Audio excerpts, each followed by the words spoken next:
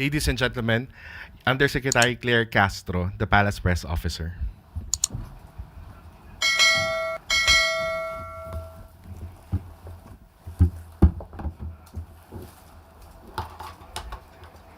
Magandang umaga, Malacanang Press Corps. Welcome sa ating press briefing ngayong araw, April 10. Simulan natin sa mga magandang balita na dala ng administrasyon ni Pangulong Ferdinand R. Marcos Jr. sa bagong Pilipinas.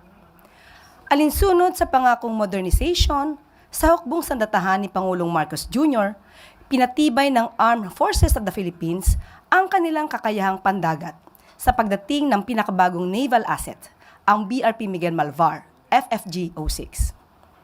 Bahagi ito ng Horizon 2 ng AFP Modernization Program upang palakasin ang proteksyon ng teritoryo at maritime domain awareness ng bansa. Sa bagong barkong ito, muling pinatibay ng AFP ang kanilang pangakong panatilihing ligtas at matatag ang kinabukasan ng Pilipinas.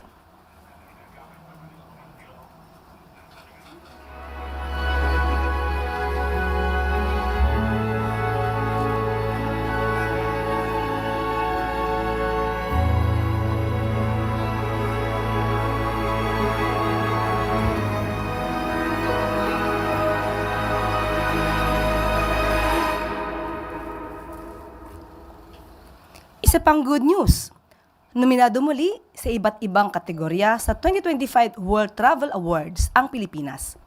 Pasok ang Pilipinas sa mga kategoryang Asia's Leading Beach Destination, Asia's Leading Dive Destination, at Asia's Leading Island Destination na mga napanalunan din ng Pilipinas noong 2024. Maging ang Boracay, Intramuros at Cebu ay nominado rin sa iba't ibang kategorya. Ang mga nominasyong ito ay patunay sa likas na ganda ng Pilipinas at masigasig na pagtutok ni Pangulong Marcos at ng administrasyon sa turismo.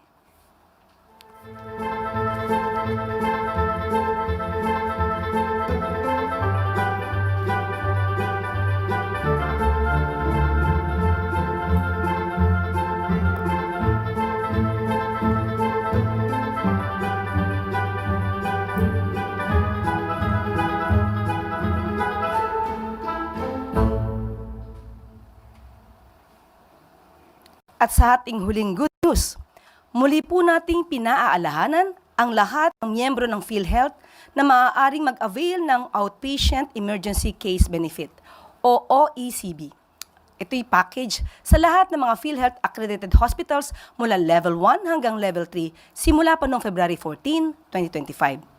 Ayon sa PhilHealth Advisory No. 2025-0009, hindi na kailangan ng mga hiwalay na accreditation para sa OECB dahil bahagi na ito ng pagsusuri sa mga PhilHealth facilities nung sila ay na-accredit. Kasama sa mga sakit na covered ng OECPD or OECB packages, ang dizziness at diarrhea.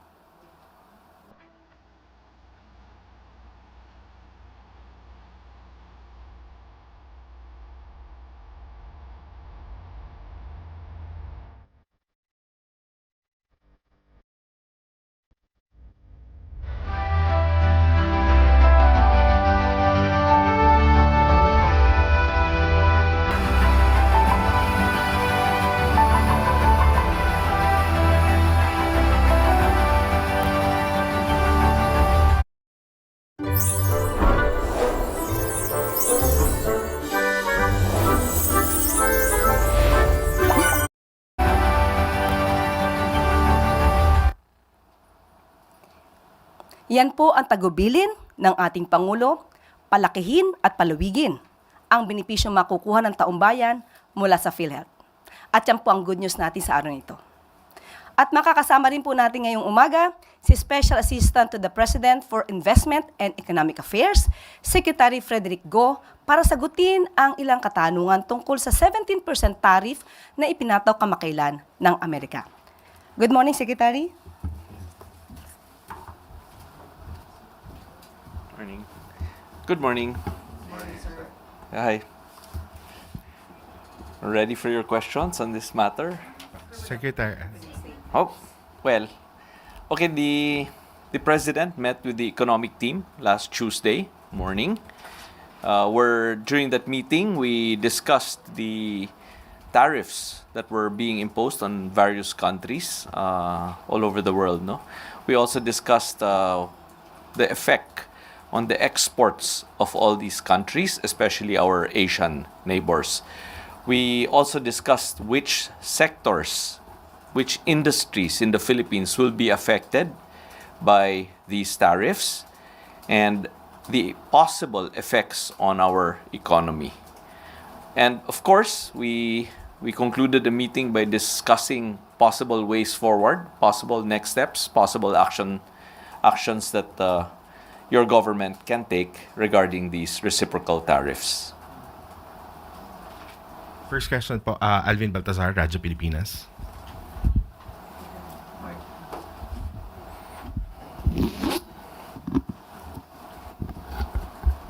So, Secretary, good morning po. So, Secretary, ano po ang initial assessment after that meeting? And again, gaano po initially yung posibleng epekto nito sa atin, ng 17% tariff in terms of exports at imports? Unang-una, ang nakikita po natin, no, malinaw na malinaw sa mga reciprocal tariffs na inimpose ng Amerika sa mundo, ay medyo advantaged po ang Pilipinas ng kaunti. No? Kapag linista nyo yung lahat ng Asian countries, no, makikita nyo po na ang pinakamataas na tariff ay nag-uumpisa sa mga 54%, pababa ng 40+%, 30+%, 20+%, at ang Pilipinas ay second to the lowest po at 17%. No? Ang isang bansa na mas mababa sa atin ay ang Singapore at 10%. So kapag tiningnan nyo po yun, in-analyze nyo po, ay medyo mukhang maganda po para sa Pilipinas. May konti po tayong advantage. However, we are aware that any tariff, any additional tariff still affects certain industries in the Philippines, no? Which is why we think that may konting effect po to. Based on the NEDA estimates, posibleng may effect po to ng 0.1% sa ating GDP in the next 2 years. So, konti lang po yung effect, no? Of course, we have to also think that this is only one export sector of the country. And businesses are generally quite resilient. Kung magsarang isang market, naghahanap po sila ng ibang market na ma-open. So, but to answer your question directly, the estimate is a 0.1% effect on our GDP. Harley Valbuena, PTV. Good morning, Secretary. Sir, as the economic advisor of the President, what is your advice to him to contain the impacts of the global tariff of the USA? Unang-una po, hindi po ako advisor ni Presidente. I'm his special assistant. I work for him. Hindi po ako yung economic advisor. But I think there are two things that we have to do now, no? Clearly. One is to engage with our exporters, to discuss with them what are the possible measures that they can take and that the government can assist them in this current situation. No? That's the first thing. That's the most important thing. Secondly, we have to monitor kung anong ginagawa ng mga ibang neighbors po natin, no? Ano yung mga reaction nila dito sa tarifa at ano po ang reaction din ng Estados Unidos sa kanilang mga requests. But third, and probably this is what you've all been waiting for, but we have reached out to the United States Trade Representative or ang USTR na tinatawag.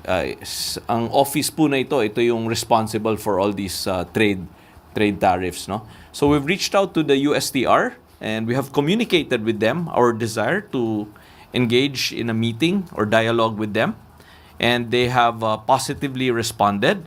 So I will be scheduling a trip to the United States to meet with the USTR soon.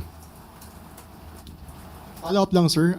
Speaking of our neighbors, yesterday, the DTI Secretary said that they will meet with our economic counterparts in the ASEAN to discuss the global tariffs of the USA. So natuloy po kaya yung meeting, and if ever, what are the focal points of the meeting? Yeah, that is correct. The meeting is ongoing as we speak here right now. I would like to summarize perhaps 4 points that were raised. The first one is that the ASEAN trade ministers have gotten together and have decided to communicate with the US, I think three main points. First is to reaffirm the long, enduring, and strong relationship with the US. Second, though, is to express their concern over these unilateral tariffs that are being imposed on the ASEAN. And third is to engage in a frank and constructive dialogue with the US to reaffirm their readiness, or our readiness in ASEAN, to work together to explore mutually acceptable solutions on issues of common interest. But I would like to say that there are probably 2 key takeaways here. One is that every country will continue with their bilateral negotiations with the US and concurrently conduct a regional discussion with the US. And the key words are cooperation, not retaliation. And of course, lastly, because this is an ASEAN meeting after all, the most important conclusion is to, as a group, to discuss ways on how to further strengthen and boost intra-ASEAN trade and investment within the region. Binabasa ko lang po kasi ayokong magkamali tungkol sa ASEAN meeting. But as I said, the meeting is still ongoing, so I think everything I said is, I guess, in a way subject to confirmation.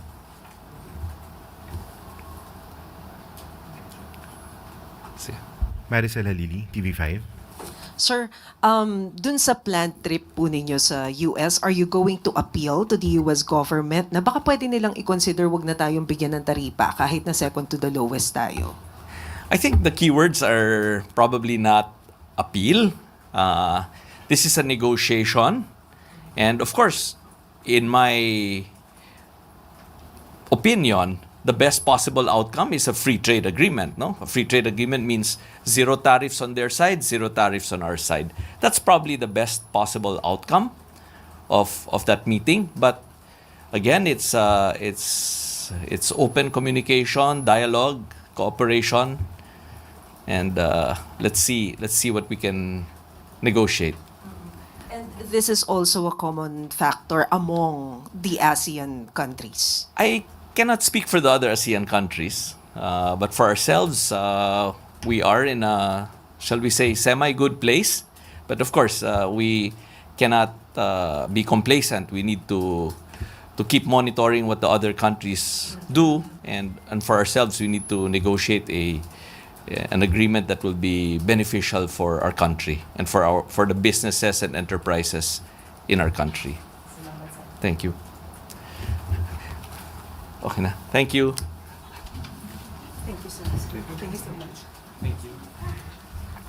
Thank you, Secretary Frederick Go. At ngayon po ay handa na po tayong tumanggap ng inyong mga katanungan. Maricel Halili, TV5. Magandang umaga po. Ma'am, during the TRICOM sa Congress, na-mention yung pangalan ni former presidential spokesperson, Attorney Harry Roque, na nasa likod daw ng pagpapakalat ng pulveron video na allegedly ay si President Marcos. Nakarating na po ba to kay PBBM? Ano po yung naging reaction niya dito? Na isa si Attorney Roque daw. na Siya daw yung nagpakalat. nagpakalat. Hindi na to, bago. At buti na lamang, may isang tao na dati nilang kaalyado na sinabi na si Atty. Harry Roque ang nagpakalat. Even before, nakita natin ito sa kanilang rally sa Vancouver, Canada. Siya mismo, si Atty. Harry Roque, ang nag-utos pa sa ibang mga kaalyado nila na ipakalat. At sinabi pa nga niya, sigurado siya na ang Pangulo daw ang nasa video. Kung inyo marirecall ang kanyang mga sinabi doon sa Vancouver, Canada, o sa kanyang, yung kanyang mga sinabi nung sila ay nasa panahon ng balak na ipakalat itong video na ito. At sa mga previous statements din niya, sa mga interview, sinabi niya nga na ang naging daan dito para sa video na ito ay ang kasamahan niyang si Maharlika. Pinasalamatan niya to na it was made possible by Maharlika, this video. So, hindi na po bago ito sa pananaw ng taong bayan kung sino ba talaga ang naging utak o ang nagpakalat ng fake pulveron video na ito. So does it mean that the president was not surprised when he heard about it?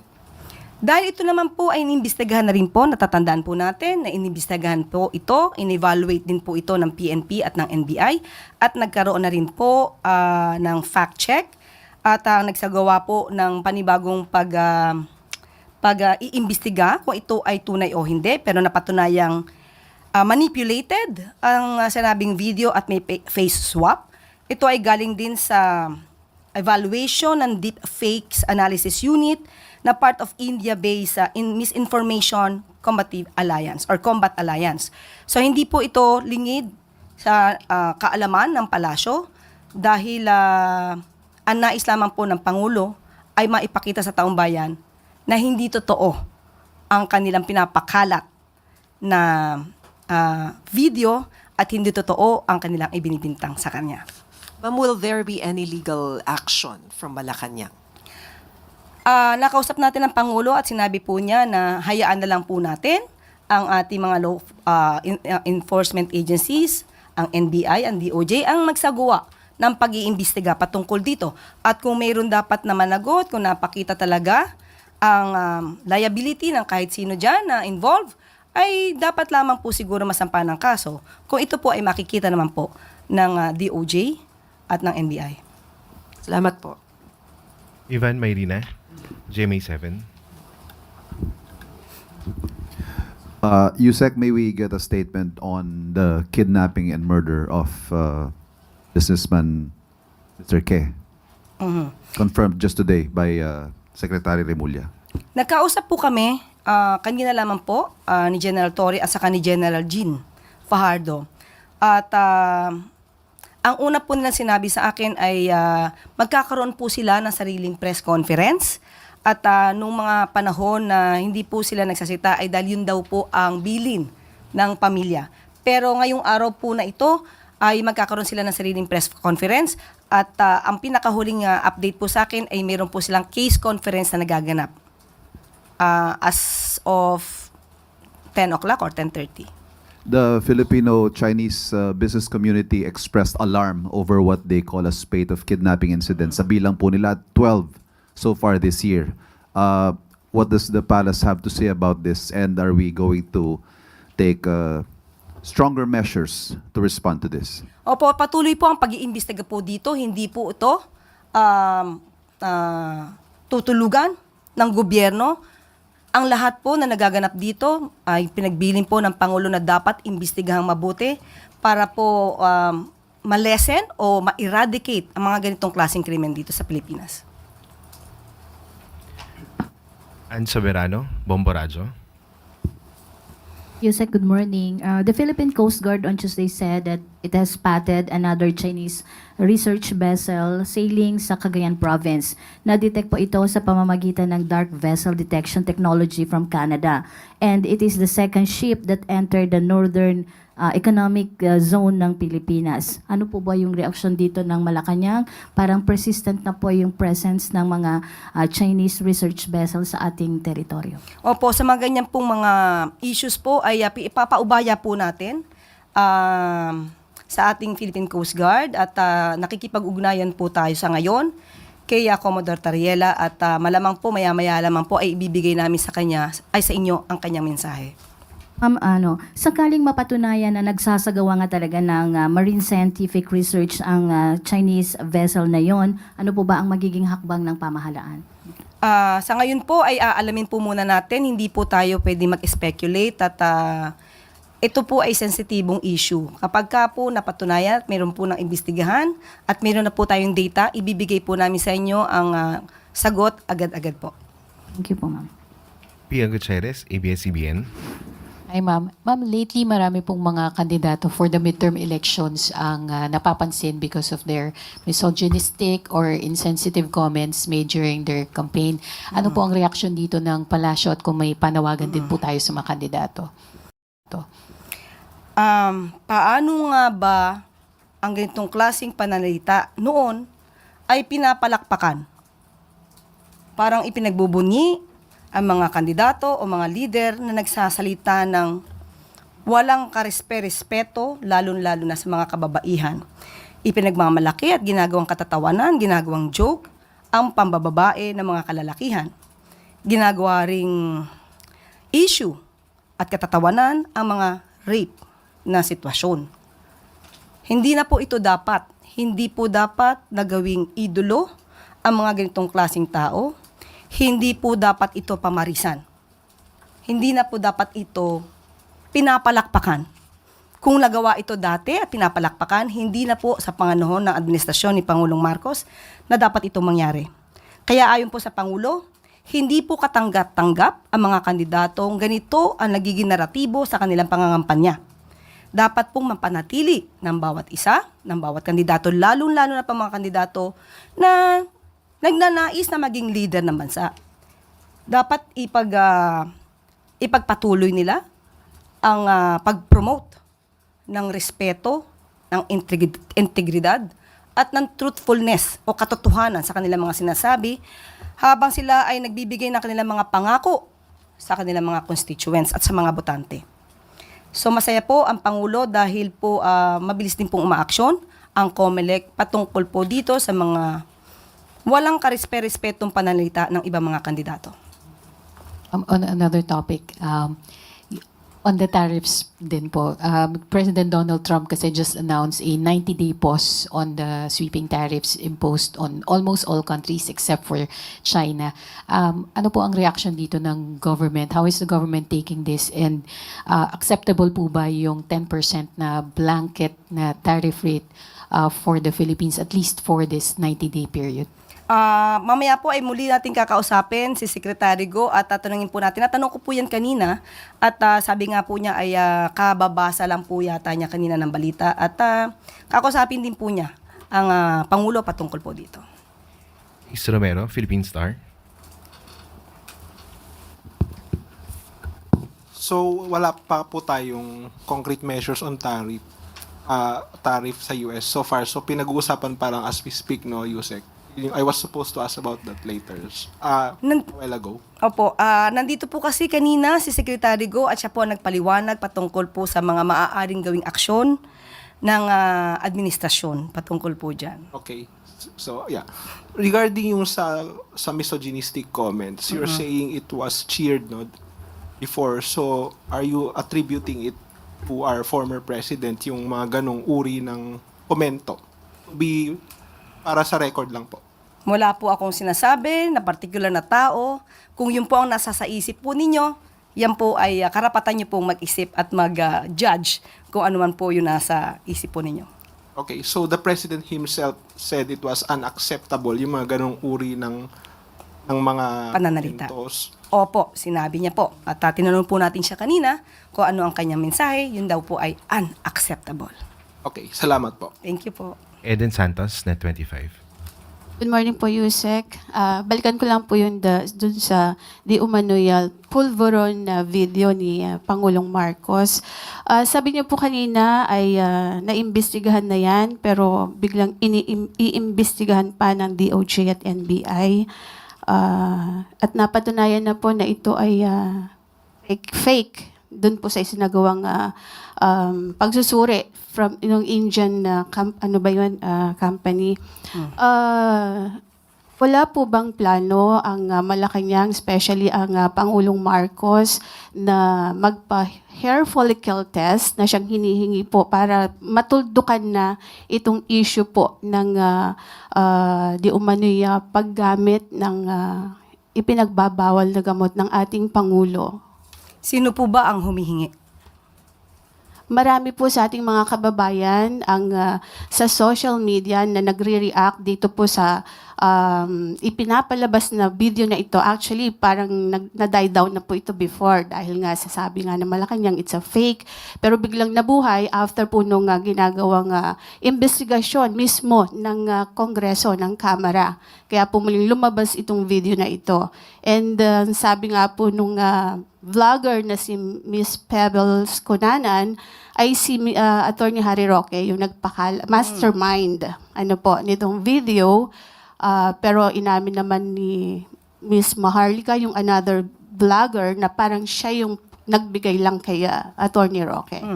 Kaya ang tanong ko po, sabi niyo sa social media hinihingi. Sino po in particular ang masasabi niyo sa akin na humihingi ng ganitong klaseng pag-test? Ang atin pong mga kababayan Sino na po in Madam particular? Yusek, Na po napanood pwede po niyo po? sigurong Ikaw na po ba? Sige po. Kayo po ang humihingi? Okay. Para po masabi lang ninyo na merong humihingi. Pero Hindi. marami po sa social media So, kung kayo ay nagbabasa po sa SOCMED, Madam So, Yusek. isa ka nga sa humihingi. Kasi po gusto Sige, niyo po- tanong ko nga, isa ka ba? Kasi we have to be specific on this. Isa ka ba sa humihingi? ang mga kababayan po natin. So, isa ka sa humihingi. Actually, I'm a journalist. Hindi Yes, nga, naman po tanong ako ko nga. humihingi. Pero parang gusto ninyo na meron lang kayong Basihan. basihan. Sino nga po? Kasi sabi niyo po kanina, ay napanood yun niya yata sa social Opo, Madam media. Sino po? Yusek, syempre kami po ay mga Pilipino rin. As a journalist, gusto po namin na hindi fake news. Yun pong aming ibabalita sa taong bayan. Okay, so humihingi po. Si nagdidiman. si Attorney Vic Rodriguez, di ho ba Okay. matagal na rin naman niyang hinihiling yung hair follicle test. Okay, tanong po natin. Ano po ba ang basihan para sa paghingi at i-demand sa Pangulo ang isang hair follicle test? Ito po ba'y may pagbibintang na siya ay di umanong gumagamit ng illegal na droga? Kung may pagbibintang, liliwanagin po natin. Kung may pagbibintang sa Pangulo, yung nagbibintang ang dapat na magpatunay kung may ginagamit man o wala. Hindi po pwedeng gumawa ng kwento, walang basihan, isang guni-guni para masira ang Pangulo, at walang basihan. Kahit saan po na kaso, kung sino yung nagbibintang, siya ang magbigay ng pruweba. Hindi nyo pwedeng sabihin na, ito, gumagamit ka, patunayan mong hindi. Hindi po yon ang tamang logic. Kayo po na nagbibintang, kayong humihingi at nagdidiman sa Pangulo, kayo muna ang magpatunay na mayroon siyang ginagawang mali. Kapag wala po kayong napatunayan, wala po kayong karapatan humingi sa Pangulo ng anuman demand patungkol sa hair follicle test. Thank Okay you po. Salamat. At dito po nagtatapos ang ating briefing. Maraming salamat, Malacanang Press Corps, at magandang umaga para sa Bagong Pilipinas.